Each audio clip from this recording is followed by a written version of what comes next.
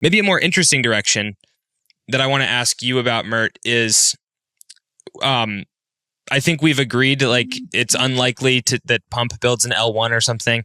But what is to prevent Pump from building some kind of L1 or maybe to me more convincingly an L2, where it's like, hey, I'm Pump. I generate a ton of revenue for validators and stakers on Solana. I want to increase my take rate on that. So I'm going to move the transaction execution to like my own sequencer, capture all the fees on that, and then settle that data to the L1. So I still get the Solana network effects or whatever.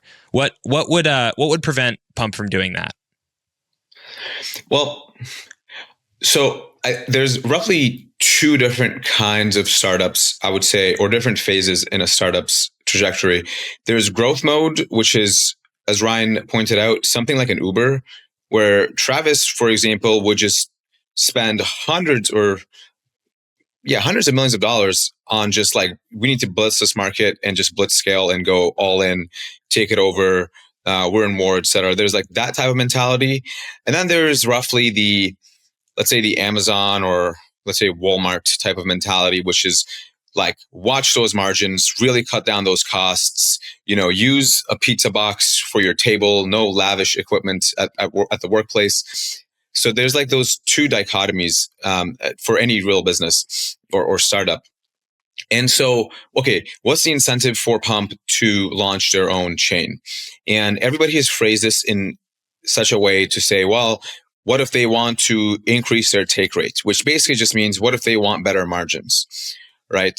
And margins are, very roughly speaking, you have an income, a net income, and then you have your net expenses, and then the ratio of them to what's left for you, and then the percent difference is basically what your margins will be. And it's like, okay, if you're making, and maybe like, I have no insight into their operation. So like, assume they made this $800 million by being on Solana, by the way. Like, it's not the reason they made $800 million that they're on Solana, but they have made that much money while on Solana. So you can probably reasonably conclude that Solana is not actively capping their growth, right? At least it's certainly helped them become the fastest revenue growing operation in history. Okay, so it's like not so bad, all things considered. And it's like, okay, do you think that they would raise $1 billion if what they cared about was increasing their margins from, let's say, 80% to 85%? Like, if I'm their VC, I'm going to say, what the fuck are you doing? That's extremely boring. I'm looking for $1 billion X here. I'm not looking for you to, increase your margins by N%, which is going to be single digits. And it's not for free either, right? Because when you do that, you need to then, as Ryan said, you need to get your own distribution. You lose out on the underlying liquidity, all the integrations, and you now have to have an entire full-time team. You need to, get Phantom. You need to get all these different exchanges. So it's really not a free lunch. Like, to increase that margin, to increase that take rate, and let's say reduce your leak, you need to do a tremendous amount of work. And all that work just to increase your margins seems like a pretty early optimization to me. If you want to actually grow, which it seems like they're in growth mode based on how much they're raising and the shots that they're taking, if you want to actually grow, you're going to focus on bold bets. And this is what I meant earlier with, you're really using that money to de-risk the bold bets that you'll place, which is like, taking on Twitch is a much more interesting proposition than building the 100th L2, right? Because anybody can do the ladder. Anybody can launch this L2 with one of these roll-up as a service providers. It's probably not too hard to launch like a mediocre L1 either. And so then it's like, what is the actual incentive for them to launch this L1?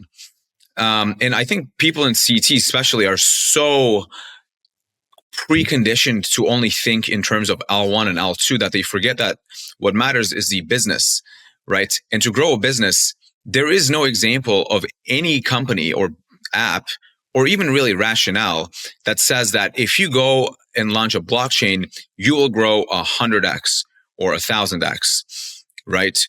Like, the one parallel you could make is like, there's the L1 premium, where if you launch an L1, then your token gets valued, at a premium for whatever reason.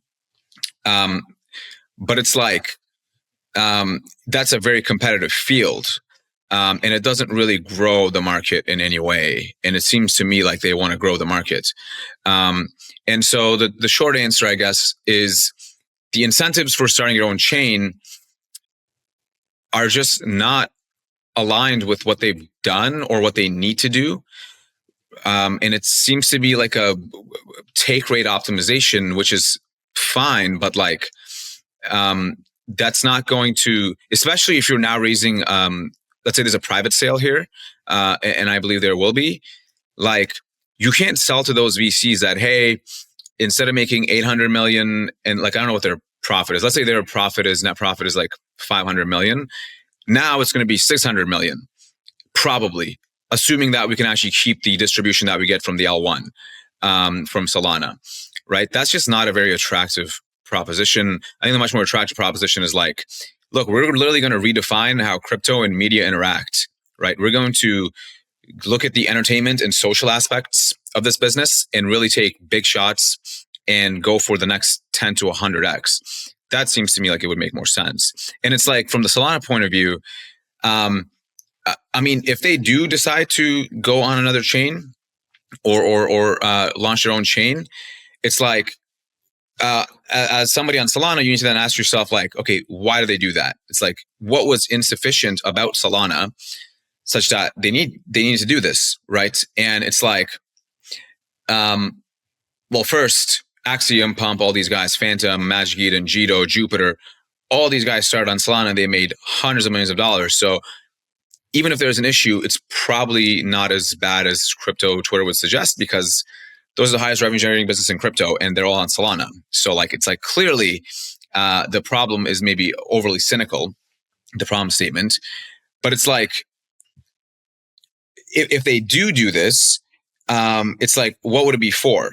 And if it's not going to be take rate, then it's going to be for something like user experience, right? So like, one like good example you could give is the transaction sending being shaky on Solana during super high congestion periods. And it's like, yeah, I mean, that's fair. I think that's a problem as well.